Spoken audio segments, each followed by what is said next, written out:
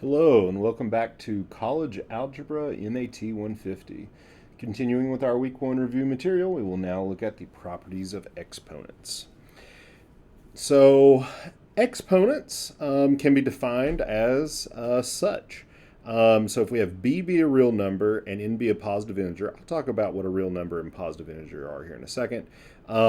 We say b is the base and n is the exponent, and we talk about it in the sense of b to the n is b times b times b times b as many times as we need until we get to b, where the number of b's that we have being multiplied with each other is n. So there are n copies of this b being multiplied. So that's where that comes from. So that's the standard definition. So the real number, so when I say real number versus positive integer, real number can be anything. Pretty much any number that you've ever dealt with. So this excludes if you've heard of imaginary or complex numbers, or there's some others out there. But for the most part, pretty much any number you've ever dealt with. And then integers are very specific. They are positive, negative, or zero, and then they don't have fractions or decimals. So, for example, pretty much anything is a real number. So the root of 2, which is like 1.41. It goes on. The decimals go on forever. Pi 3.141592 65358 decimal goes on forever. But this also includes something that might be like the integers. 3. Again, there's no decimals, but it's still part of the real numbers. So the real numbers include the integers. And then negative 7.2, a fraction, 3/7. So you can be even written as a fraction. That's just a real number. 0. Versus the integers are very specific. Negative 4, negative 5, negative 3, negative 2, negative 1, 0, 1, 2, 3, 4, 5, go so on and so forth.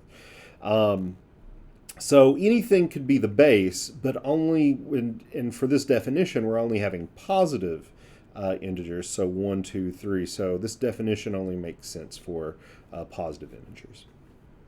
Okay, and to define with other stuff going on for the exponent, we'll talk about that later, but we will discuss how we can get to that.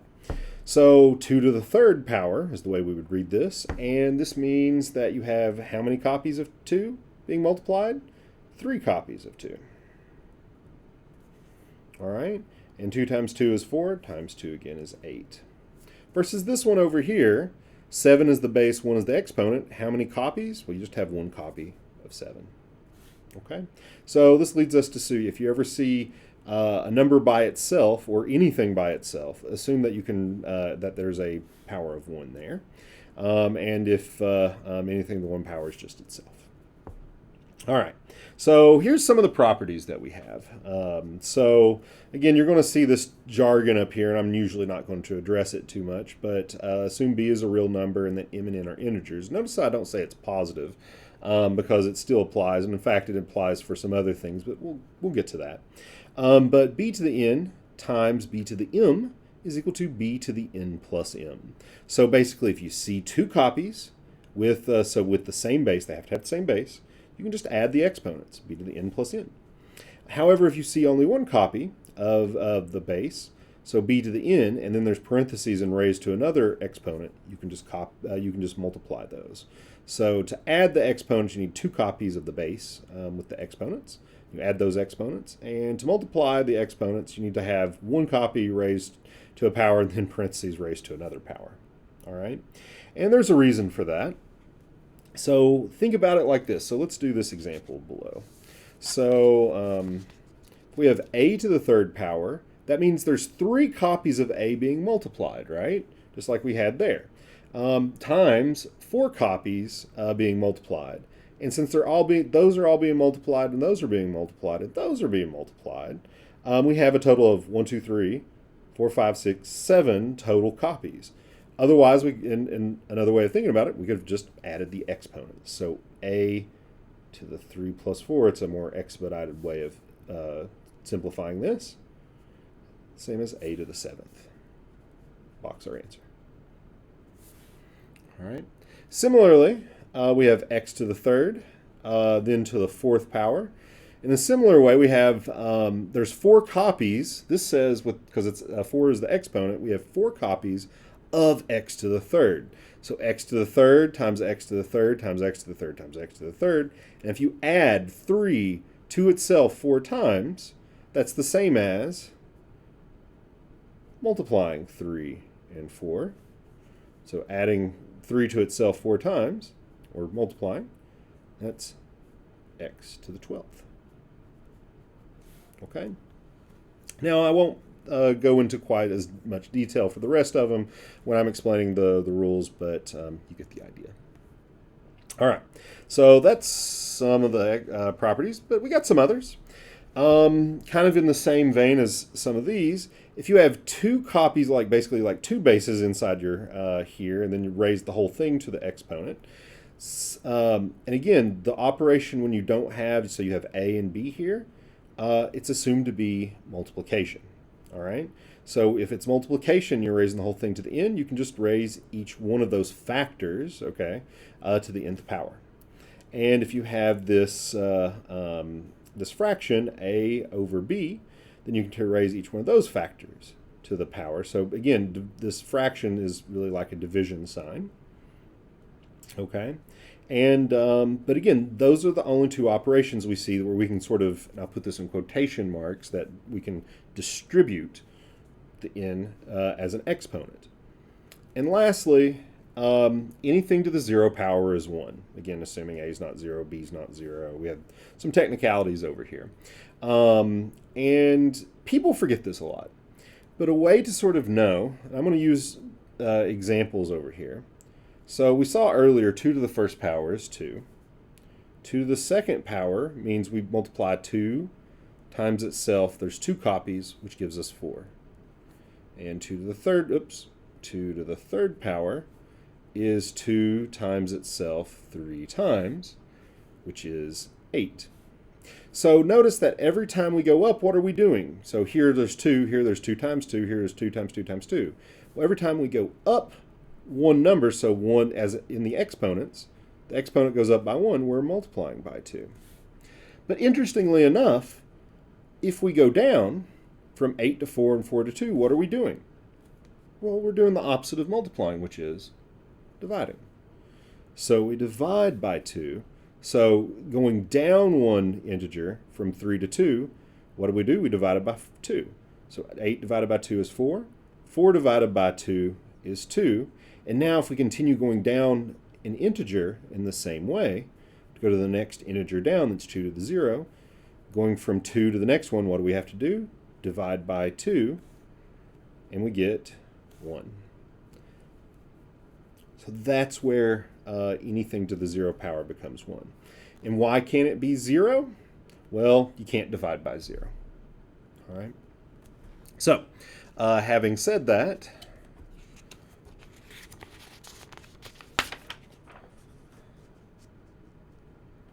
let's try some other examples.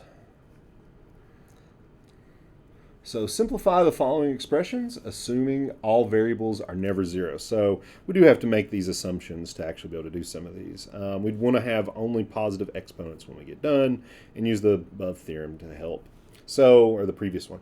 So x to the third power, y to the fourth power. Well, they're being multiplied, so that matches from our previous theorem. So we can raise each one of these to the third, or to the second power. So x to the third to the squared. So this is a factor. X to the third is a factor, and y to the fourth is a factor. Then we raise each of those to the second power.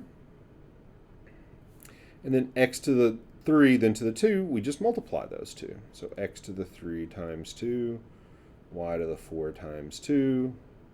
And then we can just, after we multiply it, simplify. X to the 6, y to the 8th. Okay? Now, I come to this problem. X plus 4 squared.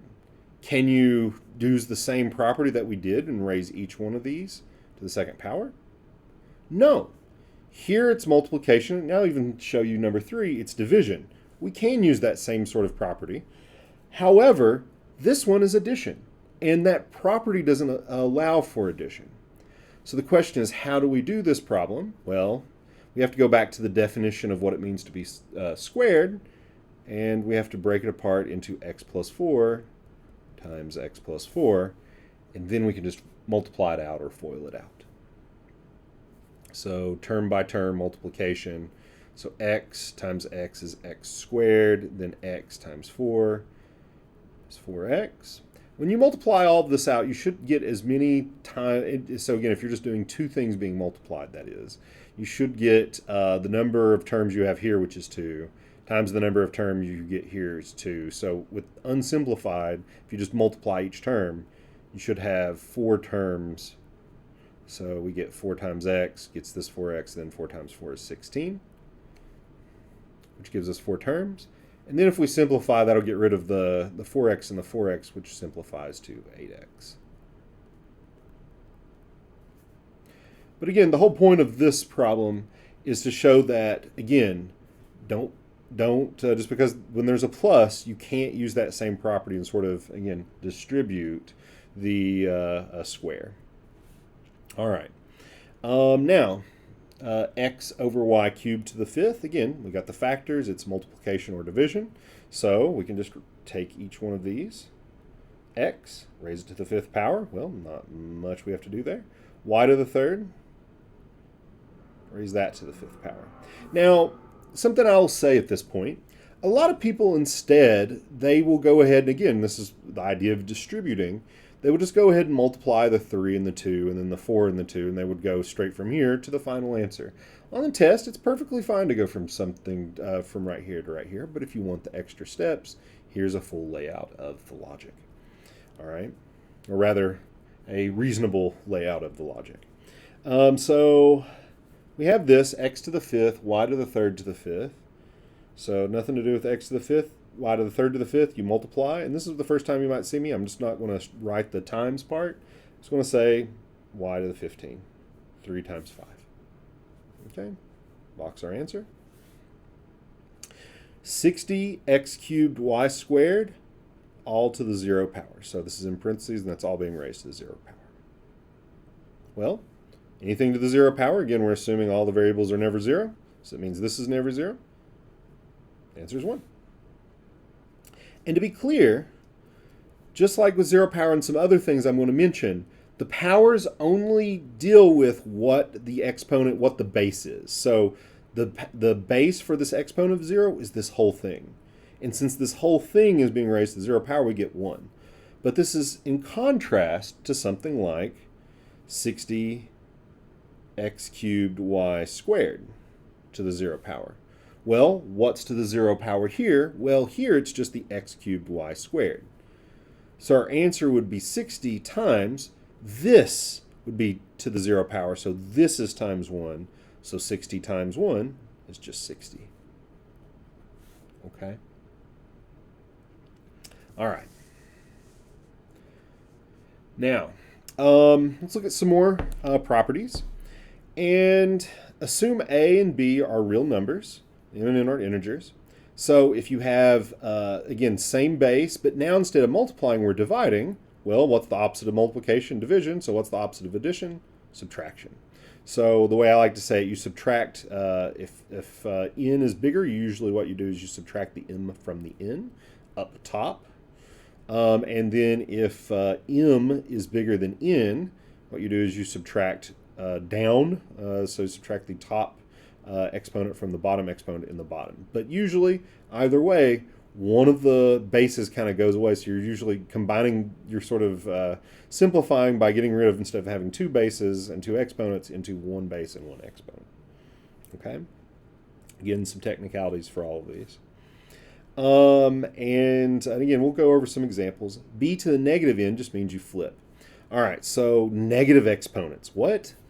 So just as we saw from before, 2 to the 0 equals 1. And how did we go from 2 to the 1st power, which is 2, down? Well, we divided. Well, we can continue going down. 2 to the negative 1, and when you divide by 2, 1 divided by 2 is, well, 1/2.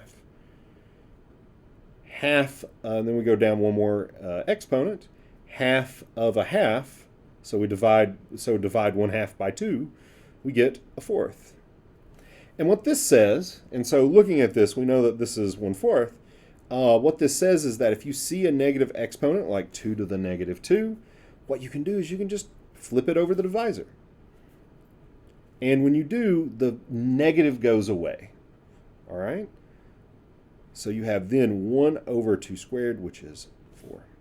And we got this by a different form of reasoning, but we got the same answer, 1/4. Lastly, a over b, if you have a fraction, it's raised to a negative exponent. You can still keep the exponent there, but to get rid of the negative, you can just flip the exponents, and that will get rid of the negative in your exponents, not out here.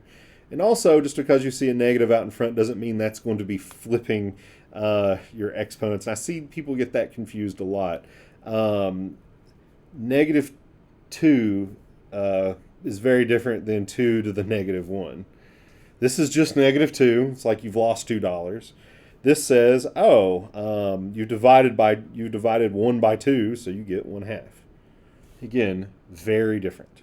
Okay, so here you can deal with flipping. There, that's just part of what it is. Okay. All right.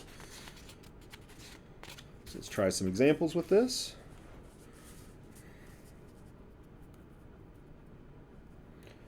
X to the 5th power over x to the 3rd. What we can do is we can just, so again, division. When we see that, we can think subtraction. So I can simplify this x to the 5 minus 3. All right, which is the same as 5 minus 3 is x squared. Box our answer. All right, this next one is x to the 3rd over x to the 5th. All right, and I said that if the top, usually I said if the top is bigger than the bottom, so, or at least the exponent is, excuse me, again, so you have the same base, different exponents, you can subtract. So we subtracted 3 from 5 here, but it was in the top. When I say in the top, I mean the denominator is 1. Okay, but if we can do the opposite way as well. Here, the exponent of the denominator is bigger, so we can do x to the 5th minus 3. And what we leave over is what I kind of briefly mentioned over there, is 1. And again, 5 minus 3 is 2. So 1 over x squared is the answer in this case versus this one. Now, it is also possible to do this in a different way. You could just do x to the 3 minus 5. You don't have to do it like this. But we'll see what happens. 3 minus 5 is negative 2. And what do we do with negative exponents? Well, we sort of flip it over the divisor. Again, when you're flipping, what remains where you started. So when you're just dealing with a number, think of that as equivalent to the numerator. So we flip it down to the denominator. And then when it gets flipped, the negative from the exponent goes away. So 1 over x squared, just like we had this one over here.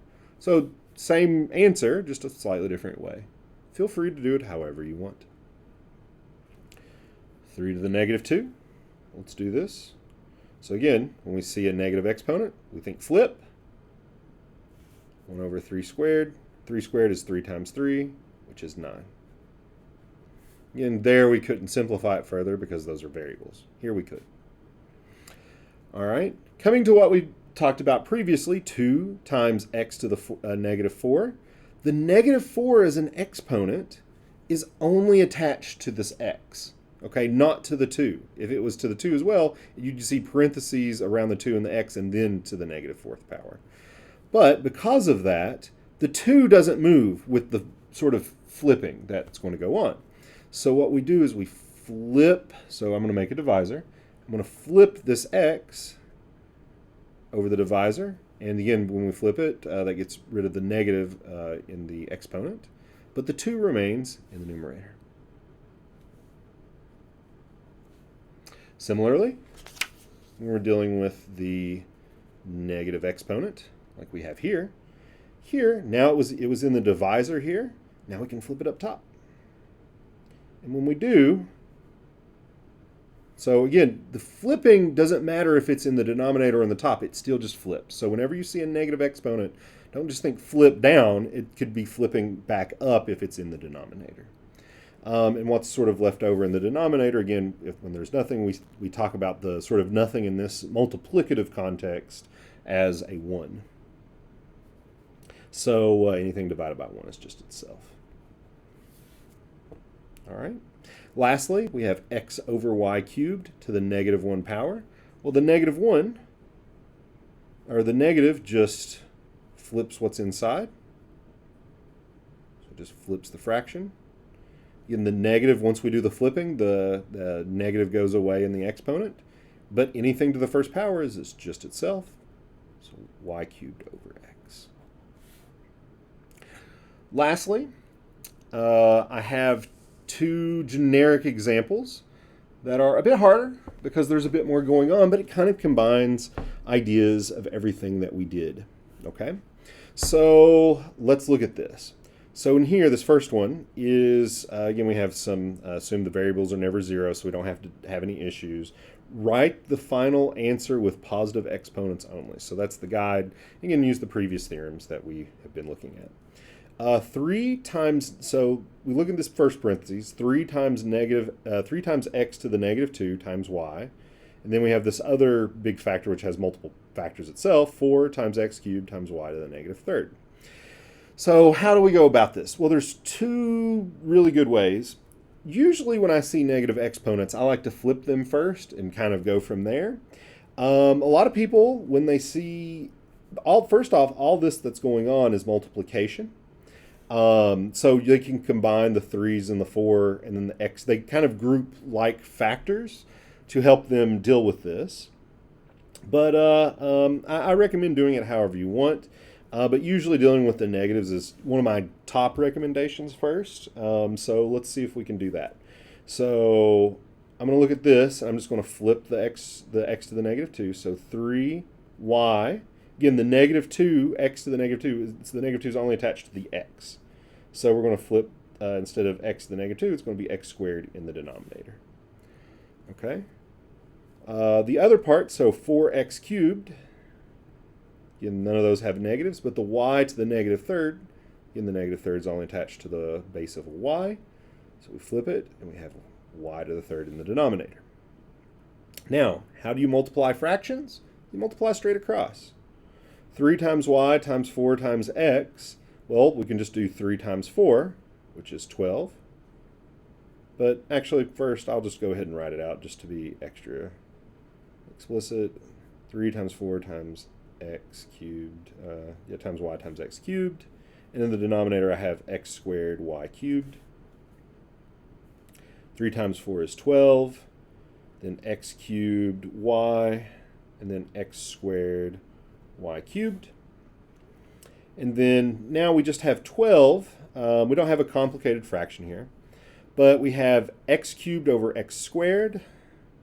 So I'm going to leave the 12 here. But we need to simplify these and these. Because we're doing division, so we can subtract those. So 3 minus 2 is x to the first power. And if it's x to the first power, you can just write x. And then we have y to the first on top, y cubed in the bottom. We can just subtract down. So to the 3 minus 1 is 2. Oh, I'm sorry, you all didn't see that. So again, 2. So again, x cubed over x squared. We have 3 minus 2 is x to the first, or just x. And then y to the first here over y cubed. We subtract sort of in the denominator, so the exponents get subtracted there. So it's 3 minus 1, which is 2. Okay? And that's a final answer. The other way people might want to do, and I'm just going to go through this pretty quickly, group. So in their minds, they'll do 3 times 4. So all this is multiplication, so you can just do that straight up. And it may look quicker, but it also just depends on taste. X to the negative 2 and 3, you just add those exponents. What is negative 2 plus 3? Well, it's 1. What is y? What is the first power? Minus 3. So 1 minus 3 is negative 2. Then what they would do, so they just add the exponents. Then we have 12 and x have positive exponents, and then negative 2 is attached to the y. that does not, so we flip that, and we have that. So just an alternate way to get to the same answer. And yes, going through this way is a little bit quicker. I was also a little bit more explicit with all my steps here. So, but however you like to do it. And a lot of these problems can be done many, many different ways. All right, what about this next one? Well, we have negative 2y cubed and then parentheses to the 5th power. Well, this one goes back to that second sort of box with theorems in it, all the way back to this one. So we have factors inside parentheses. So this negative 2 is one factor times y cubed. That's another factor. So we have two factors raised to the 5th power. So we can take each one of those factors and raise it to the 5th power. Okay? Then negative 2 to the 5th power, you don't multiply. Remember, the definition of exponents means to multiply it by itself that many times. The base to multiply by itself that many times. So negative 2, negative 2, negative 2, that's 3, 4, 5 copies of negative 2. And then y to the 3rd to the 5th. This is where we can employ one of those rules where we just multiply. So this would be y to the 15th. And negative times a negative times a negative times a negative times a negative. To the 5th power, if you have a negative to the 5th power, the answer will always be negative. If you have a negative to an even power, the answer will always be positive. But then we just do 2 times 2, which is 4, 8, 16, 32. Then we've already computed this, y to the 15. All right. That concludes everything from the week 1 and from the review section. We'll see you next week.